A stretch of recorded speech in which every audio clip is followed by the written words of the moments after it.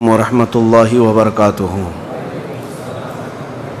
الحمد للہ الحنان المنان الذي خلق الانسان وعلمه البيان، والصلاة والسلام على رسوله سید الانس والجان وعلى آلہ واصحابہ ذوی الخیر والاحسان، اما بعد فاعوذ باللہ من الشیطان الرجیم، بسم اللہ الرحمن الرحیم۔ لقد كان لكم في رسول الله أسوة حسنة لمن كان يرجو الله واليوم الآخر، صدق الله مولانا العظیم۔ بارگاہ رسالت معاب صلی اللہ تعالی علیہ وسلم میں درود پاک کا ہدیہ پیش کریں۔ اللہم صلی علی سیدنا و مولانا محمد معدن الجود والکرم وآلہ واصحابہ الکرام وابنہ الکریم وبارک وسلم صلاة دائمة سرمدا ابدا۔ عزیزان گرامی وقار، سیرت مصطفیٰ صلی اللہ تعالیٰ علیہ وسلم کا سلسلہ مسلسل کئی جمعہ میں آپ کے سامنے میں رکھتا آیا ہوں۔ چونکہ رمضان المبارکہ سے یہ سلسلہ شروع تھا اور گزشتہ سے پیوستہ ہفتہ حضور اکرم صلی اللہ تعالیٰ علیہ وسلم کی سیرت کا وہ باب آپ کے سامنے رکھا گیا تھا جو چھٹی ہجری کا تھا۔ چھٹی ہجری بہت اہم ہے سیرت میں، ہجرت کا چھٹا سال جس میں صلح حدیبیہ ہوئی، اور اس کے بعد نبی کریم صلی اللہ تعالیٰ علیہ وسلم نے دعوت اسلام کا ایک بہت بڑا مشن شروع فرمایا اور بادشاہوں کے پاس خطوط بھیجنے شروع کیے۔ اس وقت جو جس علاقے کا فرما روا تھا، بادشاہ تھا، اس کے پاس حضور صلی اللہ علیہ وسلم اپنے قاصد صحابہ کو خط دے کر بھیجتے اور انہیں دعوت اسلام پیش کرتے تھے۔ تو صحابہ کرام حضور کے خطوط لے کر کے کہاں کہاں نہ گئے۔ روم کا جو عظیم بادشاہ تھا ہرقل، اس کے پاس گئے۔ کسریٰ جو ایران کا بادشاہ تھا، خسرو پرویز اس کا نام، اس کے پاس گئے۔ پچھلے درس میں نے آپ کے سامنے یہ بات رکھی ہے، جس نے حضور صلی اللہ تعالیٰ علیہ وسلم کے خط کو پھاڑ دیا ایران کا بادشاہ تھا، اور حضور کے قاصد کو اس نے تکلیف پہنچائی، اور پھر اس نے جیسے حضور کے خط کو پھاڑا، نبی پاک صلی اللہ علیہ وسلم کو جب یہ خبر ہوئی تو آپ نے صرف اتنا ارشاد فرمایا، مزق کتابی مزق اللہ ملکہ، اس نے میرے خط کو پھاڑا ہے، اللہ اس کی سلطنت کو ٹکڑے کر دے گا۔ سال نہیں گزرا تھا کہ خسرو پرویز کا جو بیٹا شیروے تھا، خود بیٹا اپنے باپ کو رات کے وقت سوتے وقت پیٹ پھاڑ کر کے قتل کر دیا اور اپنے باپ کے ٹکڑے کر دیا۔ اور اس کے بعد یہ جو کسریٰ بادشاہ کی سلطنت ہوا کرتی تھی، پرشین امپائر جس کو کہتے ہیں، بھائیوں میں آپس میں لڑائیاں اتنی ہو گئیں کہ کوئی اس خطے کا مالک، کوئی اس علاقے کا مالک، تو پوری سلطنت ٹکڑے ٹکڑے ہو کر کے تبدیل ہو گئی۔ صادق الوعد الامین رسول اللہ صلی اللہ علیہ وسلم کا فرمان عالی شان سچ ثابت ہوا، جس نے میرے آقا کے خط کو پھاڑا تھا، اللہ اس کی پوری سلطنت کو ٹکڑوں میں بدل دیا۔ یہ چھٹی ہجری کا واقعہ تھا۔ تقریباً 8 یا 10 بادشاہوں کو حضور صلی اللہ تعالیٰ علیہ وسلم نے خطوط بھیجے۔ اس میں کئی تو وہ ہیں جنہوں نے حضور کی تعظیم بھی کی، جیسے نجاشی بادشاہ جو حبشہ کا بادشاہ تھا، جس کو آج ایتھوپیا کہا جاتا ہے افریقن کنٹریز میں۔ نجاشی جو ہے حضور صلی اللہ تعالیٰ علیہ وسلم کا خط پاتے ہی اتنا رویا، آنکھوں سے آنسو آئے، اور فوراً جو صحابی آئے تھے ان کے سامنے ہی کہا، تم گواہ ہو جاؤ، میں اس آخری رسول پر ایمان لاتا ہوں۔ تو نجاشی اس وقت ایمان بھی لائے، مسلمان بھی ہوئے، صحابی رسول کی دعوت پر ایمان لائے، اور مرتبہ یہ پایا کہ نبی پاک صلی اللہ تعالیٰ علیہ وسلم کی بظاہر زندگی میں کبھی زیارت تو نہیں کی۔ 9ویں ہجری کو شاہ حبشہ نجاشی کا انتقال ہو گیا حبشہ میں، لیکن مدینہ طیبہ میں رسول اللہ نے نماز جنازہ پڑھائی۔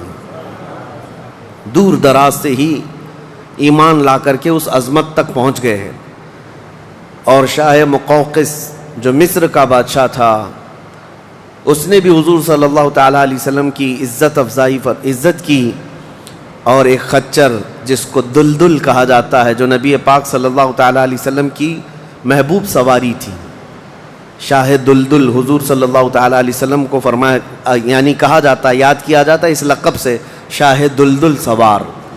یہ بادشاہ مقوقس کا دیا ہوا ہدیہ تھا، اور حضرت بی بی ماریا قبطیہ جو مصر کی تھیں، وہ بھی حضور صلی اللہ تعالیٰ علیہ وسلم کے ہدیے میں کنیز بن کر آئیں۔ پھر نبی پاک صلی اللہ علیہ وسلم نے ان سے نکاح بھی فرمایا، اور ان کے پیٹ سے حضور صلی اللہ تعالیٰ علیہ وسلم کے ایک بیٹے حضرت ابراہیم بھی پیدا ہوئے۔ یہ سب چھٹی ہجری کے واقعات تھے جن کو آج میں نے آپ کے سامنے مختصراً ریپیٹ کیا ہے۔ اب چھٹی ہجری کا جو اہم واقعہ ہے، جس کے لیے تاریخ اسلام روشن ہے، توجہ سے، اس لیے کہ اسلامی فتوحات جتنی بھی فتح ہیں ان کا صحرا اس چھٹی ہجری کی ایک جنگ سے ملتا جلتا ہے۔ باقی پہلے کی جو فتوحات ہیں وہ اپنی جگہ پر، لیکن دور دراز تک اسلام کی ہیبت جو قائم ہوئی وہ چھٹی ہجری کا ایک واقعہ ہے۔ اس واقعے کو جنگ خیبر کہا جاتا ہے۔ خیبر یہ چھٹی ہجری میں واقع ہوا، بعض مورخین کے نزدیک 7ویں ہجری میں، کیونکہ یہ محرم کا واقعہ ہے۔ محرم میں یہ جنگ پیش آئی تھی۔ یہ خیبر کیا ہے، جنگ خیبر کیا ہے، اس کے متعلق میں تھوڑی سی باتیں عرض کرتا ہوں۔ اس سے پہلے چھوٹے چھوٹے غزوے بھی ہوئے۔ ایک ذات القرد جنگ، چھوٹی سی جنگ ہے جس کو میں اکثر اپنی تقریروں میں کہا بھی کرتا ہوں۔ عبد الرحمن فزاری قارہ کا رہنے والا ایک شخص 400 لوگوں کو لے کر آیا تھا ذات القرد۔ مدینے سے قریب ایک چراگاہ تھی جہاں رسول اللہ صلی اللہ علیہ وسلم کی اونٹنیاں چرتی تھیں اور کھجوروں کے باغیچے تھے۔ تو اس عبد الرحمن نامی کافر نے حضور کی اونٹنیوں کو قبضہ کر لیا اور کھجوریں بھی چوری کر لیا اور بھاگنے لگا۔ اس وقت مدینے کے ایک صحابی حضرت سلمہ بن اکوا رضی اللہ تعالیٰ عنہ اکیلے تھے۔ انہوں نے 400 لوگوں کو دوڑانا شروع کر دیا۔ وہ اکیلے ہی 400 لوگوں کو دوڑاتے رہے، اتنا دوڑائے کہ وہ سب بھاگتے رہے، کیونکہ مدینہ طیبہ سے اس وقت کوئی اس واقعے کی خبر نہیں پا سکا تھا سوائے حضرت سلمہ بن اکوا کے۔ ان کو رسول اللہ صلی اللہ تعالیٰ علیہ وسلم کا عظیم سپاہی کہا جاتا ہے، سلمہ بن اکوا۔ یہ تیز دوڑتے اتنا تھے کہ عربی گھوڑا بھی ان کی دوڑ کو نہیں پکڑ پاتا تھا۔ اب یہ جب ان 400 لوگوں کو بھگاتے رہے اور اپنی تیروں سے ان کو نشانہ بناتے رہے، حیرت کی بات ہے، جب بھی میں واقعہ پڑھتا ہوں حدیثوں میں موجود ہے کہ 400 لوگ ایک آدمی سے ڈر کر بھاگ بھی رہے ہیں اور بھاگتے جا رہے ہیں اور یہ ان کو بھگاتے جا رہے ہیں۔ پہاڑیاں آ گئیں تو عبد الرحمن قارہ کا رہنے والا شخص پلٹ کر کے پوچھتا ہے، اے شخص تو کیوں دوڑا رہا ہے، ہمیں کیوں بھگا رہا ہے، کیا چاہتا ہے؟ حضرت سلمہ بن اکوا نے کہا، جب تک تمہاری جھولی میں مدینے کی ایک کھجور بھی باقی رہے گی میں تمہیں زندہ نہیں چھوڑوں گا، اور جب تک رسول اللہ کی اونٹنیاں تم نے قبضہ کی انہیں آزاد نہیں کرو گے میں تمہارا راستہ آزاد نہیں رکھوں گا۔ اور دوڑاتے رہے۔ کئی لوگ اس میں سے گھوڑے سے گر جاتے تھے، ان کی گردن پر یہ صرف پیر رکھتے وہ وہیں ٹھنڈا ہو جاتا، یہاں تک کہ وہ پہاڑیوں کے اوپر چڑھ گئے۔ عبد الرحمن نے اپنے ساتھیوں سے کہا کہ لوگوں ان کی ساری کھجوریں پھینک دو، جتنی چادریں ہیں بچھا دو، اور جتنی اونٹنیاں ہیں انہیں چھوڑ دو، ورنہ یہ ہم میں سے کسی کو بھی زندہ نہیں چھوڑے گا۔ تو اس کی بات پر سارے لوگوں نے اپنی اپنی کھجوریں جو لوٹے تھے مدینے کے باغات سے سب چھوڑ دیا، اونٹنیاں بھی چھوڑ دیں، سب کو جمع کیا۔ حضرت سلمہ بن اکوا نے کھجوروں کو چادر میں اور تنہا وہ سارا مال اٹھا کر کندھے پر، اور حضور کی اونٹنیاں ہانکتے ہوئے مدینے کی طرف لا رہے تھے، اکیلے آ رہے تھے۔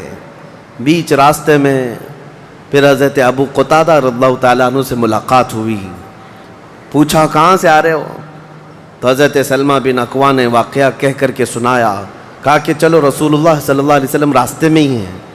حضور سے ملاقات ہوئی، حضور نے کہا کہ تم صحیح سلامت آ گئے، ہمیں واقعے کی خبر پہلے سے مل گئی تھی۔ تو ابھی بھی کہنے لگے، یا رسول اللہ میں نے ان کو پانی تک پینے نہیں دیا، اگر آپ حکم فرمائیں تو ان سب کا پیچھا کر کے ان کو یہیں ختم کر دیں گے۔ نبی پاک صلی اللہ علیہ وسلم نے مسکرا کر فرمایا، تمہاری جو اونٹنیاں تھی، تمہارے جو کھجور تھے، اس کے تم مالک ہو گئے ہو، ان کا راستہ چھوڑ دو۔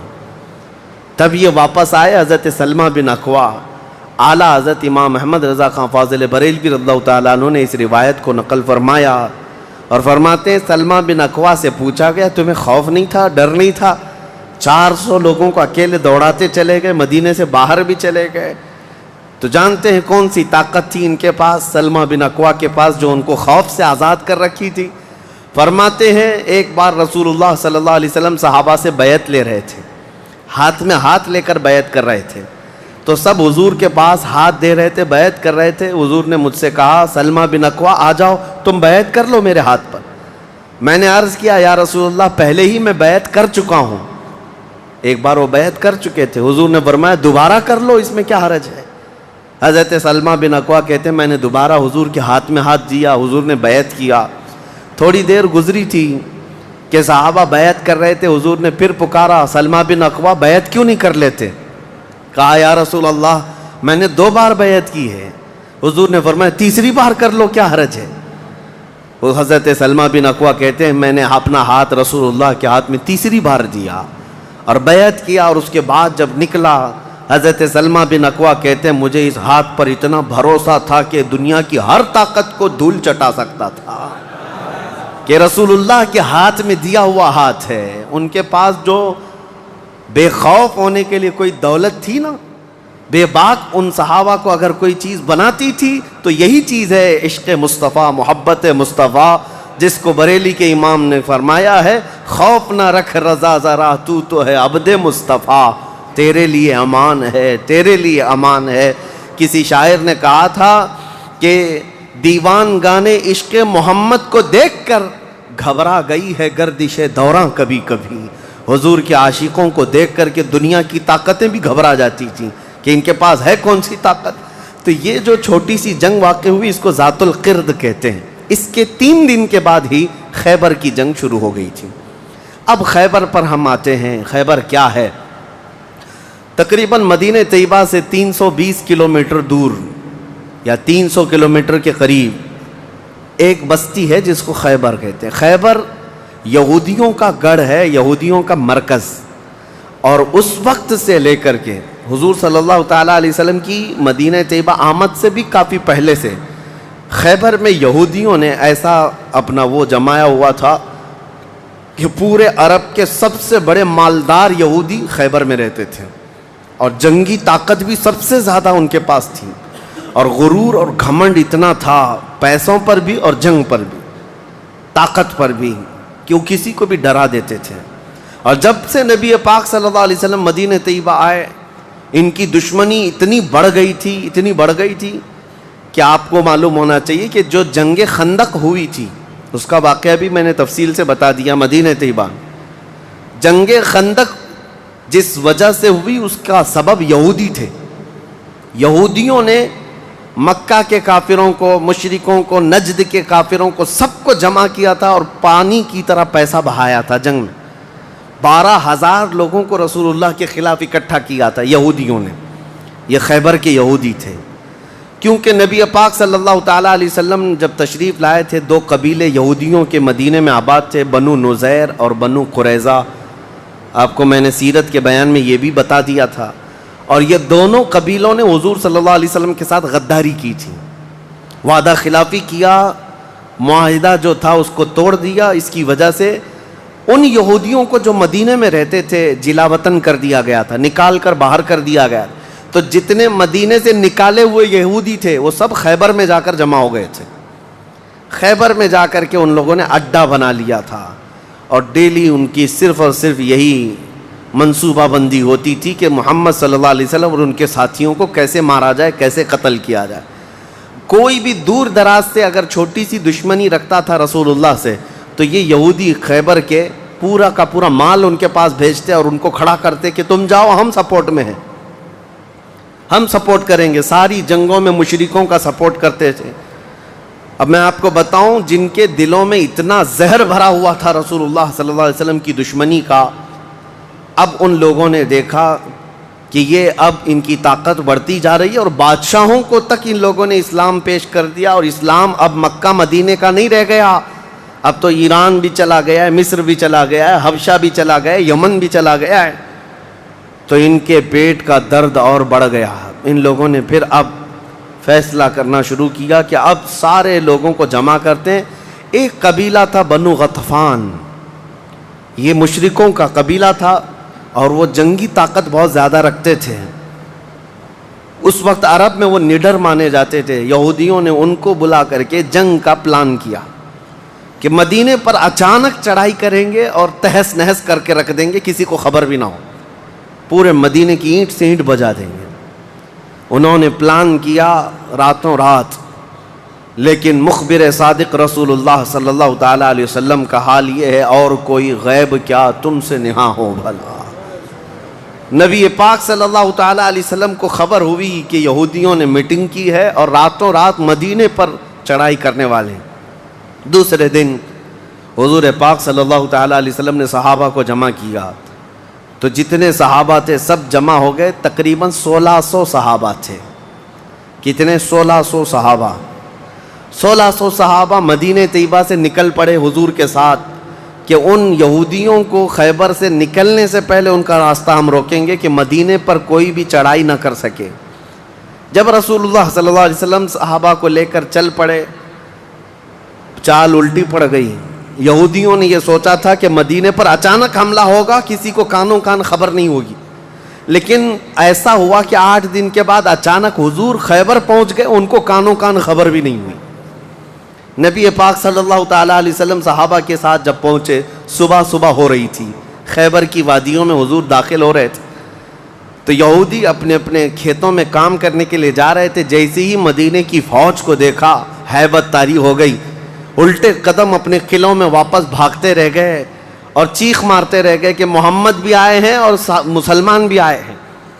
حضور صلی اللہ علیہ وسلم نے ان کی چیخ و پکار کو سنا تو ایک جملہ فرمایا. حضور صلی اللہ علیہ وسلم فرماتے ہیں، جن کافروں کی وادی میں ہم اتر پڑے ان کی صبح خراب ہو ہی جاتی ہے، اور یہ خیبر اب برباد ہوگا. حضور کے الفاظ تھے، جملہ نکلا. صحابہ کرام اتنی جوش سے نعرہ لگا رہے تھے کہ یہودیوں کے سارے قلعے صحابہ کی آواز سے گونجنے لگ گئے. خیبر میں 8 قلعے تھے، 8 مشہور قلعے. انہوں نے بہت مشہور اس وقت کی طاقتور یعنی عمارتیں ایسی بنا رکھی تھیں کہ ان کا یقین تھا کہ کوئی ان قلعوں کو توڑ نہیں سکے گا. اور حد تو یہ ہے کہ آج 1400 سال گزر گئے، ابھی بھی وہ قلعے موجود ہیں، آج بھی موجود ہیں خیبر میں. وہ قلعوں کے باقیات، کھنڈرات ابھی بھی موجود ہیں. اب آپ اندازہ کریں کہ 14 صدیاں گزرنے کے بعد اب بھی وہ قلعے ہیں تو اس وقت کتنے محفوظ رہے ہوں گے، کتنے مضبوط رہے ہوں گے. ان کو بڑا غرور تھا. 8 مشہور قلعے تھے، قلعہ نائم، قلعہ نطات، قلعہ قموس. ان کے نام تھے الگ الگ، ہر قلعہ الگ الگ کاموں کے لیے استعمال ہوتا تھا. اب نبی پاک صلی اللہ تعالیٰ علیہ وسلم خیبر جب پہنچے، 1600 صحابہ ہیں. اب سنیے، ایک قلعہ نائم تھا جس میں سارا ذخیرہ تھا، کھانا پانی اور سب کچھ وہاں پر تھا، اور اس کی ذمہ داری سلام بن مشکم نام کا ایک یہودی، وہ بہت ہی بغض و عداوت میں بھرا ہوا یہودی تھا، اس کے ذمہ تھی. اور قلعہ قموس جو سب سے بڑا قلعہ تھا، اس کی ذمہ داری مرحب نام کے یہودی کے پاس تھی. اور مرحب وہ شخص ہے جس کے بارے میں مشہور تھا کہ وہ 1000 لوگوں سے تنہا لڑ سکتا ہے. 1000 انسانوں کی طاقت تھی جس کے پاس، اس کا نام مرحب تھا. پورے خیبر کے یہودی اس سے ڈرتے تھے. اور قلعہ قموس جو سب سے بڑا قلعہ تھا وہ اس کے انڈر میں ہوا کرتا، سب ان کی تقسیم تھی. اب جب نبی کریم صلی اللہ تعالیٰ علیہ وسلم شروعات فرمائی تو قلعہ نائم جو قریب تھا آبادی سے، اس پر چڑھائی شروع کر دی. تو جو صحابہ وہاں گئے تھے قلعہ نائم، تو صحابہ اکرام کو سخت مصیبت اٹھانی پڑی، کیونکہ اتنی سخت گرمی تھی کہ جس کی وجہ سے حلق میں کانٹے پڑ جاتے تھے پیاس کی شدت سے. کئی صحابہ اس میں شہید ہوئے. آخر کار قلعہ نائم فتح ہو گیا. ایک قلعہ فتح ہوا، دوسرا فتح ہوا، تیسرا فتح ہوا. قلعے اس طرح سے فتح ہونے لگ گئے. یہودیوں کی تعداد میں آپ کو بتاؤں، یہ 1600 صحابہ تھے. اور یہودی اس وقت خود اور قبیلہ بنو غطفان جو مشرکوں کا قبیلہ تھا ان کو بھی جنگ کے لیے اپنے قلعے میں بلا لیا تھا. کل تعداد سب کی ملا کر 8,000 ہو چکی تھی. 8,000 لوگ 1,600 لوگوں سے ڈرے ہوئے سہمے ہوئے قلعوں میں بندے ہیں, کوئی باہر نکلنے کو تیار نہیں. اب اس کے بعد یہ خیبر کا معاملہ بڑھتا گیا. اس میں ہوا یہ کہ آخری جو قلعہ تھا قلعہ قموس, یہ سب کے بس کی بات نہیں تھی. بہت مضبوط قلعہ, اور جو آدمی اس کا سپہ سالار ہے, شہ سوار ہے, وہ مرحب ہے. پورا عرب جانتا تھا اس کی طاقت کو. پہلے دن نبی کریم صلی اللہ تعالیٰ علیہ وسلم نے صحابہ کی ایک جماعت حضرت ابو بکر صدیق رضی اللہ تعالیٰ عنہ کی سپہ سالاری میں بھیجی. حضرت ابو بکر صدیق آئے, بہت ہی جام بازی اور بہادری کے ساتھ لڑائی کی, لیکن وہ اتنا سخت تھا کہ یہودیوں کی طرف سے بہت سخت طریقے سے ڈیفنس ہوتا تھا. صحابہ پیچھے ہٹ گئے, کچھ شہید ہوئے, کچھ زخمی ہوئے, واپس آئے. پھر دوسرے دن سیدنا عمر ابن خطاب رضی اللہ تعالیٰ عنہ کے حوالے حضور صلی اللہ علیہ وسلم نے فرمایا. حضرت عمر فاروق رضی اللہ تعالیٰ عنہ گئے, صحابہ کی ایک جماعت تھی, لیکن آج کا دن اور زیادہ سخت ہو گیا. سارے یہودیوں نے اپنی طاقت جھونک دی قلعہ قموس کو بچانے کے لیے. حضرت عمر فاروق رضی اللہ تعالیٰ عنہ صحابہ کی جماعت کو لے کر شام میں واپس آ گئے. اب یہ محاصرہ بڑھ گیا, 20 دن چلا کنٹینیو محاصرہ ان قلعوں کا, لیکن فتح ہونے کا نام نہیں تھا. جلال پیغمبری کو دیکھیں ہیں, صحابہ 20 دن سے تپتی ہوئی گرمی میں مدینے سے 300 کلومیٹر باہر ہیں. عرض کیا یا رسول اللہ صلی اللہ علیہ وسلم, ہماری منزل ابھی کہاں ہے, کب تک ہے؟ رات کا وقت تھا, نبی کریم صلی اللہ تعالیٰ علیہ وسلم جلال میں تھے. ارشاد فرمایا لَأُعْتِيَنَّ غَدًا رَایَةً رَجُلًا يُحِبُّهُ اللَّهُ وَرَسُولُهُ. حضور اکرم صلی اللہ تعالیٰ علیہ وسلم فرماتے ہیں, کل کے دن میں اپنا جھنڈا ایک ایسے آدمی کو دوں گا جس سے اللہ اور اس کے رسول محبت کرتے ہیں, اور اللہ اور اس کے رسول جس سے محبت کرتے ہیں وہ خود بھی اللہ اور اس کے رسول سے محبت کرتا ہے. اور پھر میرے آقا نے فرمایا خیبر کی فتح اسی کے ہاتھ میں رکھی ہوئی. صحابہ کہتے ہیں پوری رات بے چینی اور کروٹ لیتے ہوئے ہم نے گزاری. نبی پاک نے بشارت دی ہے تو اب تو ہونا ہی ہے. حضور نے فرما دیا ہے کہ میں کل اپنا جھنڈا اس آدمی کے ہاتھ میں دوں گا جس کو اللہ اور اس کے رسول محبت کرتے ہیں. صحابہ کہتے ہیں, حضرت عمر فاروق رضی اللہ تعالیٰ عنہ فرماتے ہیں میری آنکھ تک نہ لگی پوری رات, اور اس تمنا میں کہ صبح ہوگی تو حضور صلی اللہ علیہ وسلم وہ جھنڈا مجھے دے دیں. کہ اس میں 3 بشارتیں تھیں. ایک بشارت یہ تھی کہ وہ شخص جس کو میں جھنڈا دوں گا وہ اللہ اور رسول سے بہت محبت کرتا ہے. دوسری بشارت یہ تھی کہ اللہ خود اس سے محبت کرتا ہے. تیسری بشارت یہ تھی کہ اسی کے ہاتھ میں خیبر کی فتح رکھی ہے. حضرت عمر کہتے ہیں پوری رات پلک بھی جھپکا نہیں, اسی آس میں اسی امید میں پوری رات گزاری. پورے صحابہ کا یہی حال تھا. صبح جب ہوئی دوڑے دوڑے نبی کریم صلی اللہ تعالیٰ علیہ وسلم کی جلوں میں حاضر ہوئے. اللہ کے حبیب صلی اللہ علیہ وسلم کے ہاتھ میں پرچم تھا, جھنڈا تھا, اب جنگ کے لیے روانہ کرنا تھا. نبی کریم صلی اللہ علیہ وسلم کے سامنے صحابہ کی فوج ہے. سارے صحابہ گردنیں اونچی کر کر کے دیکھ رہے ہیں, لیکن نبی پاک صلی اللہ تعالیٰ علیہ وسلم نے اس بھرے مجمع میں اعلان فرمایا علی کہاں ہے, علی کہاں ہے. اس مجمع میں حضرت علی نہیں ہیں. صحابہ نے کہا یا رسول اللہ وہ بخار میں ہیں, بیمار ہیں اور آشوب چشم ہے, آنکھیں لال ہو چکی ہیں, آنکھوں سے پانی آ رہا ہے. نبی کریم صلی اللہ علیہ وسلم نے فرمایا لاؤ, اسی حالت میں بلا لاؤ.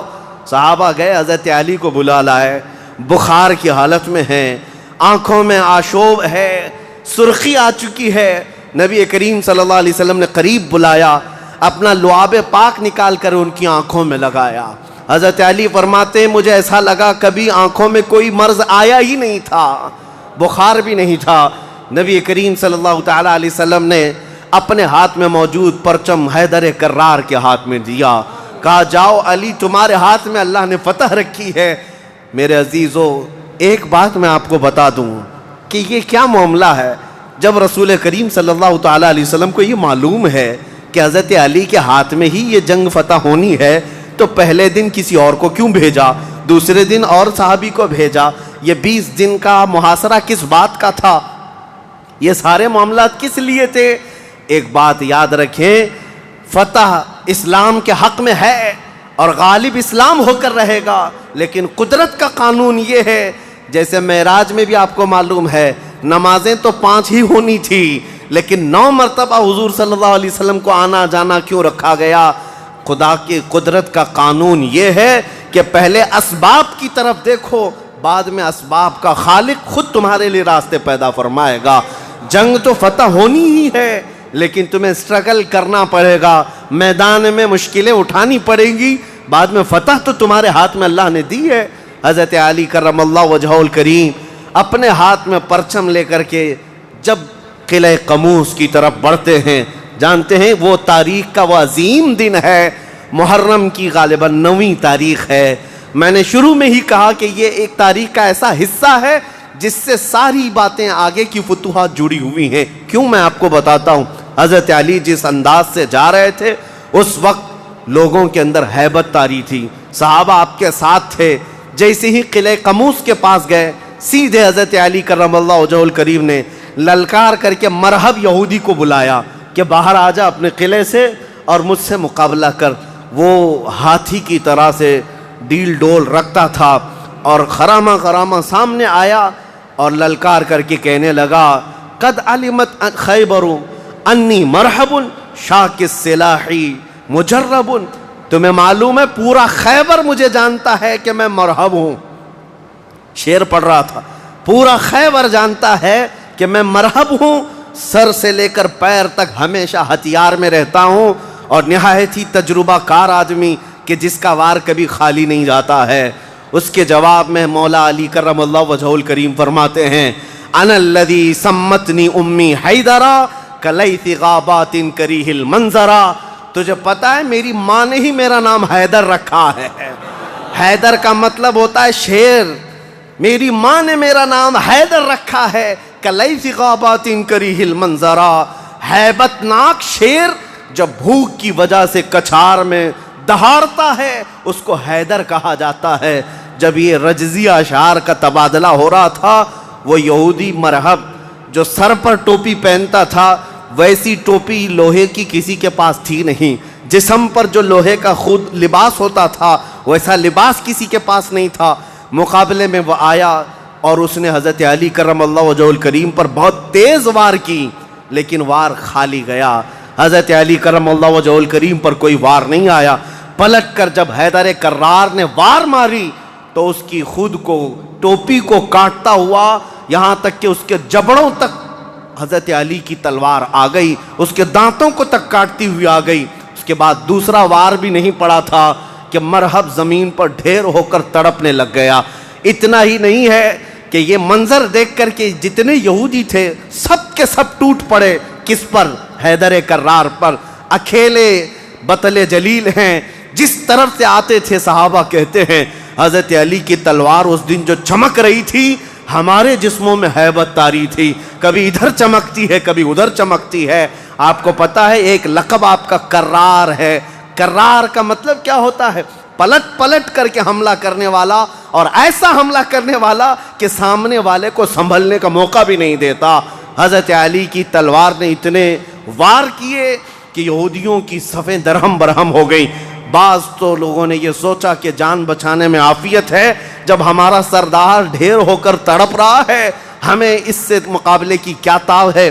بڑھتے گئے حضرت علی، سیدھے قلعہ قموس جو تھا وہاں جا کر کے کھڑے ہو گئے تو یہودیوں میں ایک اعلان ہوا کہ اگر یہ علی بن ابی طالب قلعے کے اندر گھس گیا تو خیبر قیامت تک ہمارے ہاتھ میں نہیں آ سکتا، اپنی طاقت لگا دو۔ سارے یہودی ٹوٹ پڑے، جتنی فوجیں تھی ٹوٹ پڑی۔ جانتے ہیں حضرت علی اپنا ڈیفنس کیسا کر رہے تھے، اپنے بچاؤ کے لیے کیا کر رہے تھے؟ قلعہ قموس کے دروازے کو جو پھاٹک تھا ایک ہاتھ سے اکھاڑ دیا اور بائیں ہاتھ سے صرف دروازہ پکڑتے تھے، سیدھے ہاتھ سے تلوار سے حملہ کیا کرتے تھے۔ ایک ہاتھ میں دروازہ لے کر کے ڈیفنس کر رہے ہیں، ڈھال بنائے ہوئے ہیں، جہاں سے تیر آئے یا تلوار آئے اس دروازے سے آپ نے اپنے آپ کا ڈیفینس کیا ہے۔ صحابہ کہتے ہم دیکھتے رہے، وہ دروازے کو ایسے اپنے ہاتھ میں نچھا رہے تھے جیسے کوئی چھوٹا کھلونا اپنے ہاتھ میں نچھایا جاتا ہے۔ حضرت علی کرم اللہ وجہہ الکریم نے اس قلعے کا پھاٹک توڑ دیا جس کو 20 دنوں سے صحابہ جا کر کے آ رہے تھے، توڑ نہ سکے تھے۔ پھر اس کے بعد جب جنگ ٹھنڈی ہوئی، بعض لوگ یہ کہتے ہیں کہ قلعے کا پھاٹک اٹھا کر کے پھینک دیا، پھینکا نہیں، پوری جنگ بھر حضرت علی اس دروازے کو پکڑ کر کے جنگ کرتے رہے اور قلعے کے اس دروازے کو اپنی ڈھال بنائے رہے۔ جب یہودی سرد پڑ گئے، ٹھنڈے پڑ گئے، تو اس قلعے کے دروازے کو آپ نے اٹھا کر پھینک دیا۔ صحابہ کہتے ہیں ہم بعد میں، چونکہ وہ راستے میں پڑا تھا، اٹھانے کے لیے گئے تو 40 صحابہ مل کر کے اس دروازے کو اٹھا نہ پا رہے تھے۔ جو تنہا حیدر کرار اتنی دیر تک اپنے ہاتھ میں لے کر کے لڑتے رہے۔ کون ہے یہ حیدر کرار؟ یہ وہی حیدر کرار ہے جب رسول اللہ صلی اللہ علیہ وسلم نے مکہ مکرمہ میں سب سے پہلے اسلام کی دعوت دی تھی تو مکہ والوں نے انکار کیا تھا۔ 9 سال کا ایک بچہ کھڑا ہوا تھا، کہا یا رسول اللہ میں آپ کے دین کی حمایت کروں گا۔ پتلی پتلی ٹانگیں تھی، کمزوری تھی۔ رسول اللہ نے اس 9 سال کے بچے کو دیکھا اور سینے سے لگایا اور بارگاہ رب العزت میں عرض کیا کہ مولا اس کی ٹانگوں میں اور اس کی بازوؤں میں تو طاقت عطا فرما۔ وہ 9 سال کا بچہ جب 25 سال کا ہو گیا تو فاتح خیبر بن کر کے نکلا، حیدر کرار بن کر کے نکلا۔ اسی لیے سچ کہا ہے جس نے کہا ہے شاہ مرداں شیر یزداں قوت پروردگار، لا فتح الا علی لا سیف الا ذوالفقار۔ یہ ہے جس کا مطلب یہ ہوتا ہے فارسی میں شاہ مرداں شیر یزداں، نوجوانوں کا اگر کوئی بادشاہ ہے تو وہ حیدر کرار ہے۔ شیر یزداں اگر اللہ کا کوئی شیر ہے تو حیدر کرار ہے۔ قوت پروردگار، اللہ کی طاقت کا مظہر دیکھنا ہے تو وہ علی بن ابی طالب ہے۔ لا فتح الا علی، سچ کہا جس شاعر نے کہا لا فتح الا علی۔ پورے لوگوں میں اگر جوان کوئی کہانے کے لائق ہے تو وہ علی بن ابی طالب کا نام ہے۔ لا سیف الا ذوالفقار، اور دنیا میں اگر کسی تلوار کو تلوار کہلانے کا حق ہے تو وہ ذوالفقار حیدری کا نام ہے۔ عزیزان گرامی وقار، یہ خیبر فتح ہوا، جیسے یہ خیبر فتح ہوا صحابہ میں اتنا جوش بھر گیا تھا، نہ قلعہ قموس باقی رہا نہ مرحب باقی رہا۔ اور خیبر کو جو مولا علی نے اس وقت توڑا تھا، 14 صدیاں گزر گئی، آج تک یہودیوں کا اس میں داخلہ نہ ہو سکا تھا۔ یہودیوں کو پتا تھا ایک بار علی اس میں داخل ہو گیا تو قیامت تک خیبر ہمارے ہاتھ میں نہ آ سکے گا۔ آپ کو پتا ہے 2018 کی بات میں بتاؤں، 2018 میں انگلینڈ میں لندن کی سڑکوں پر پوسٹر اور بینر ہورڈنگ کارڈ لیے ہوئے یہودی احتجاج کر رہے تھے، پروٹیسٹ کر رہے تھے کہ خیبر ہمارا تھا، ہم کو نکالا گیا تھا اور تمہاری ہماری لاسٹ جنگ خیبر تھی، اس کے بعد نہیں ہوئی۔ اس طرح کی باتیں، یعنی میں نے محسوس کیا کہ مسلمان تو بھول گئے خیبر کیا ہے۔ یہودیوں کو جن کو مار پڑی تھی آج بھی یاد ہے کہ مولا علی نے کیسے مارا تھا، آج بھی یاد ہے کہ حیدر کرار کی وار کیسی تھی۔ صدیاں گزر گئیں، وہ زخم ابھی تک بھرا نہیں ہے۔ اسی لیے میرے عزیزو، آپ کو دیکھنا چاہیے کہ گریٹر اسرائیل کا نقشہ جو انہوں نے بنایا ہے، اسرائیل جو آج فلسطین کے حصے میں زبردستی قبضہ کیا ہوا ایک چھوٹا سا ملک، ناجائز قبضہ، انہوں نے جو اپنے خوابوں کا ایک نقشہ بنایا ہے کہ اسرائیل کہاں تک ہوگا، انٹرنیٹ پر دیکھیں گے تو آپ محسوس کریں گے انہوں نے گریٹر اسرائیل کا نقشہ جو بنایا اس میں خیبر بھی شامل کیا ہے کہ خیبر تک، مدینے کی وادیوں تک ان کو اسرائیل بنانا ہے۔ جہاں سے ہم نکلے تھے وہاں واپس آئیں گے، لیکن انشاءاللہ العزیز ایسا کبھی نہیں ہوگا۔ مولا علی کرم اللہ وجہہ الکریم کی وار جو پڑی تھی وہ قیامت تک تازہ رہے گی انشاءاللہ۔ میرے عزیزو، خیبر فتح ہونے کے بعد اب عدل مصطفیٰ کو بھی دیکھو۔ نبی کریم صلی اللہ تعالیٰ علیہ وسلم، یہ وہ یہودی ہیں جو ساری جنگوں میں جڑ کا کام کرتے رہے، جڑ کا کام کرتے رہے، لوگوں کو بھڑکانے میں، حضور کے خلاف دشمنی پر ابھارنے میں، پیسہ بہانے میں، سب کام کرتے رہے۔ آج سب ٹوٹ کر بکھر گئے۔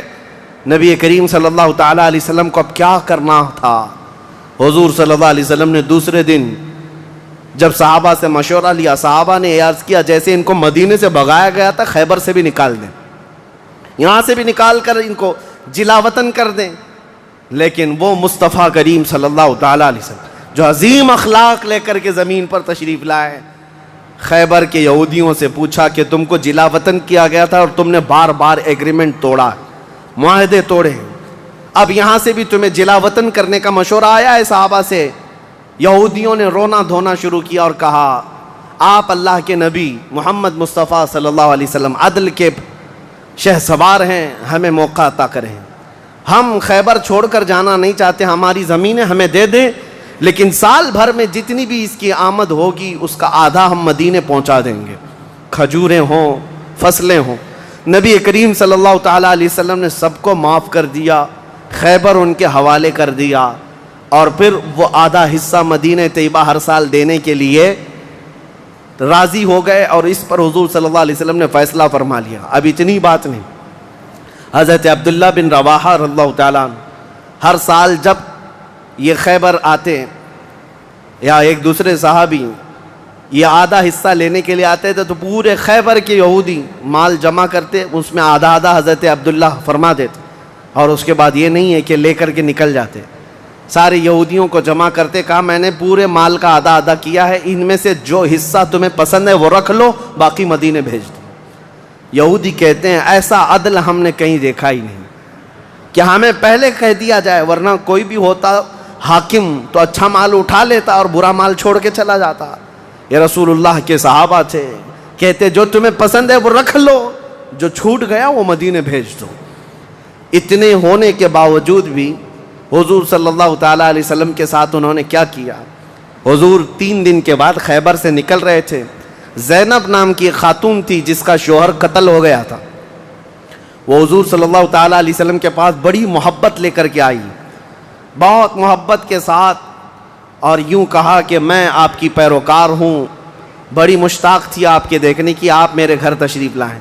حضور صلی اللہ تعالیٰ علیہ وسلم کو اور کچھ صحابہ کو اس نے اپنے گھر پر دعوت کی، اور دعوت کیا کیا، کھانے میں اور گوشت میں نہایت ہی خطرناک زہر ملایا اور حضور صلی اللہ تعالیٰ علیہ وسلم کو زہر دیا. جو صحابہ موجود تھے حضور صلی اللہ علیہ وسلم کے ساتھ دعوت میں، جیسی حضور نے پہلا لقمہ اٹھایا، جو گوشت کی بوٹی تھی یا جو لقمہ تھا وہی بول پڑا رسول اللہ صلی اللہ علیہ وسلم کہ مجھ میں زہر ملا ہوا ہے. نبی کریم صلی اللہ تعالیٰ علیہ وسلم نے ابھی اپنی زبان پر لگایا ہی تھا، نکال کر پھینک دیا. لیکن دوسرے ایک صحابی حضور سے پہلے پیٹ بھر کر کھا چکے تھے اور وہ زہر کے اثر سے فوراً ہی شہید ہو گئے. یہ یہودیوں نے حضور کے معافی کے بعد، اعلان کے بعد پھر بھی یہ ہرزہ سرائیاں، یہ سارے کام کرتے رہے اور آج تک کرتے آئے ہیں. آج تک نبی کریم صلی اللہ تعالیٰ علیہ وسلم نے اس کے باوجود معلوم ہونے کے بعد یہودیوں کو بلایا کہ اس خاتون کا کیا کیا جائے. اس نے اقرار کر لیا، کہا کہ ہاں ہم نے زہر ملایا تھا. کہا کیوں؟ کہا ہم یہ دیکھ رہے تھے اگر آپ اللہ کے سچے رسول ہیں تو آپ کو خبر ہو جائے گی، ورنہ ہم کو آپ سے نجات مل جائے گی، ہم بچ جائیں گے، آپ زہر سے ختم ہو جائیں گے.